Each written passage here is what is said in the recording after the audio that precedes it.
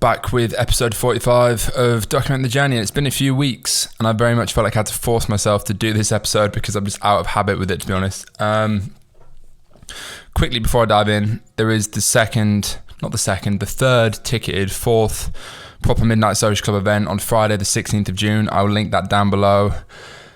It's going to be fucking epic. It's at this crazy Masonic temple, which I actually didn't realise was associated with the Freemasons, but that's not a bad thing, I've heard. But it's just some crazy, very trippy, borderline psychedelic venue, and yeah, it should be sick. So yeah, go and get tickets to that. We've got a few left, and yeah, we've got a panel of speakers. We're going to do a big proper set at this time with microphones and stuff. We had a lot of feedback from the first event that was missing, and I definitely agree. So always a work in progress.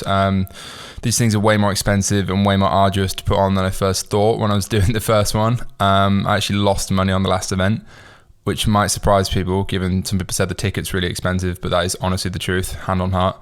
But I really enjoyed doing it. I think a lot of other people did as well. So yeah, go check that out down below. And I think it's going to be sick. Friday, 16th of June, 8 p.m. There's a few tickets left, and message me if any questions on that. But yeah, that is out of the way. We're back.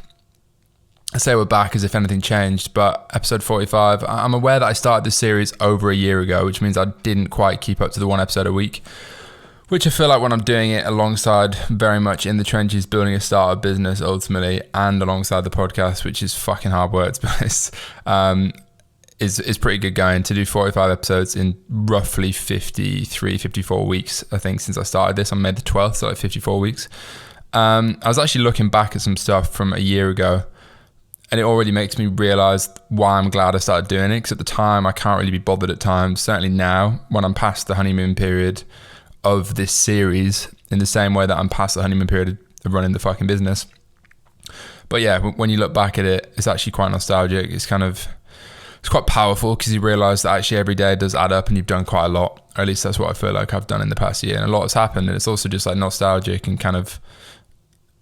nice to look back. And I suppose as the years go by and I do more and more of this, if I commit to it, which I've said I will, then it'll be even more powerful, I guess, in many ways, especially if things go to plan long term, which part of the reason I'm doing this is to put pressure on myself to make them go to plan. The title of this video sounds like I'm fucking quitting my brand. I'm absolutely not. I've not written any notes, as always, but I just really, something I've been thinking about recently, and I think it's pretty relevant to a lot of people, is just changing the way you think about running a DTC brand. Because I think e-com on money Twitter, maybe it's a bit of a bubble, probably is, not every founder is in it, but all the founders I've met, typically over the years, are certainly aware of this bubble, and it's become money Twitter. It used to be Instagram, YouTube stuff, and e-com guys, loosely inverted commas. And people are like, oh, e-com's dead, or building D2C brands are dead. But even if that's true, building great products and a brand is not dead. And I think really moving away from just thinking we're a D2C brand. I never wanted to build a D2C brand. I wanted to build great products that actually touch people's lives and fucking help people, and build a product brand, ultimately a product business. And D2C and running Instagram ads and all that is literally just one channel, and D2C is one channel of the retail business. Long term, I honestly want Space Goods to be way, way more than that. It has to be a D2C brand, because that's the best place to get started, to generate revenue, generate customers, build data, etc., build a customer base. And doing it D2C as opposed to retail, which we are doing soon, by the way, was the best way to get started. But really, D2C is one channel of one part of the business long term. I'm not a D2C founder. I don't think of myself as running a D2C brand. As in, obviously I am right now, but that's not the be all end all. It's not how I want to think about it. And yeah, I just think so many people are very fucking pigeonholed into thinking, run social media ads to a website. This is my entire life. That's the only thing that matters. And on top of that, so many people are very obsessed with only talking about ads and landing pages. No one talks about products. It's a very consistent theme. No one talks about products because it's not glamorous. It takes often months, if not years, to get right. And it's really fucking hard to build a good product that hasn't been done, or to build a good, unique product. And I think that's what I've done, particularly with Rainbow Dust. If I'm honest, Dream Dust hasn't gone down as well. We are actually pivoting and going to rename it for other reasons I won't discuss just yet. and we're going to reformulate it because just based on feedback, it wasn't perfect. And again, I don't want to feel like I'm saying everything is perfect because it's fucking not. Rainbow Dust has been a smash hit. Very proud of it. I think it's a very solid first product. Dream Dust hasn't been as much. But yeah, I mean, that was just something I was thinking about when I was cycling back from the gym earlier, and I thought, fuck, I need to record one of these episodes. So just changing how I think about it. And yeah, and I know it's cheesy, but like I genuinely do see this space and probably this brand, because that's obviously my vehicle in this space of ultimately wellness and longer term psychedelics. I see myself building in this space for the next 10 plus years, not necessarily on the brand. Obviously I would like to build it, sell it, whatever. I don't know what that looks like exactly. I'm certainly not thinking about that, obsessing about it yet, given we're 13 months since launch. But yeah, I don't want to be someone that just runs this for a few years, makes a bit of money, and I don't know, goes and sits on a beach or chills in Bali, which I feel like is this fake. It's what everyone trained themselves to think is the end goal, because that's what some guy on Twitter said, or that's what some guru on YouTube said. Whereas actually, I think the goal should be ultimately, yeah, you want to have all the fruits of your labor, certainly, and have freedom. And I've already got a lot of that. Not as much as I would like in certain places, but I think you want to be in a position where you can work on something and build something indefinitely, really, and actually enjoy it. Which also brings me on to, I've been really, really, really thinking about, I actually want to move quite quickly and aggressively towards having everyone in one place. I'm not 100% convinced on like a solo office, everyone in the office 5 days a week just yet, although I think actually there's probably a lot of merit to that. What I'd probably like to do is, certainly what we are moving towards in like the next month, is everyone has access to the same co-work space. I expect everyone to be in 2 or 3 days a week. We can use the shared spaces for like our own office, but it's not actually our own office just yet, because we don't have enough people in London to warrant that, really. And it would just be stupid.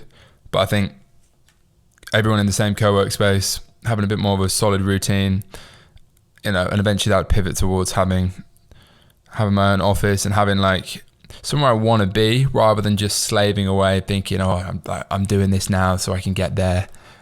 Put myself in a position where I actually enjoy working with the people around me, and just enjoy the process a bit more, because I'm very aware that I don't necessarily enjoy a lot of the process. And I think a large part of that, honestly, is because I've kind of pigeonholed myself into being like, I need to work in my flat, and almost like if I'm having social interaction, if I'm like excited, then it's almost wrong, and it's just such a toxic mindset. And I spoke about it before, and I'm very aware of it. And I think the fix to that is physical presence. In other words, in-person stuff, doing stuff out of the flat, doing stuff even with customers in person. Like, we're doing some cool shit the next few weeks. And again, just trying to move away from everything being 100% raw online, which is like the laptop lifestyle, which everyone gets pulled into when they first get into e-com or DTC. But I'm not trying to build a DTC brand. I'm not trying to build a laptop lifestyle anymore. I've been there and done that. I want to build something for the sake of building it and build cool shit. And it starts with the product.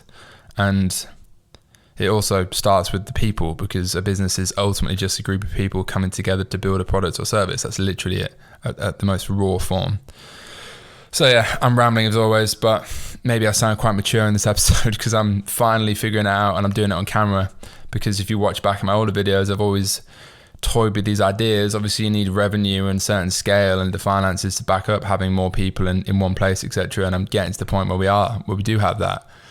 And yeah, hopefully in a year's time I'll look back and we'll have a team of 20 people, and I won't regret saying this, and I won't wish I was in some Changu co-work space. I'm almost certain I won't, because I've moved on from that part of my life, I think, and I think I'm in the right vehicle. But now I want to actually enjoy driving the vehicle and building the thing, because the end goal, actually, of course there is an end goal, but it's always going to be moving, and I want to enjoy the day-to-day maybe more. I'm very effective right now being on my stuff. I don't think I'm necessarily very effective at motivating, inspiring, and collaborating with the team, which is growing. We're 8 people full-time now.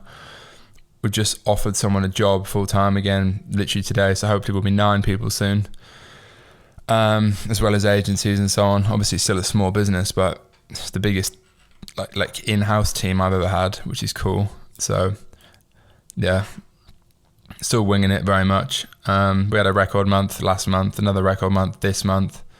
We've been profitable since January now, every month, which is good. So it's not easy, but it's definitely moving the right way. It's never moving as quick as I would like, and I'll probably always say that no matter what I'm doing.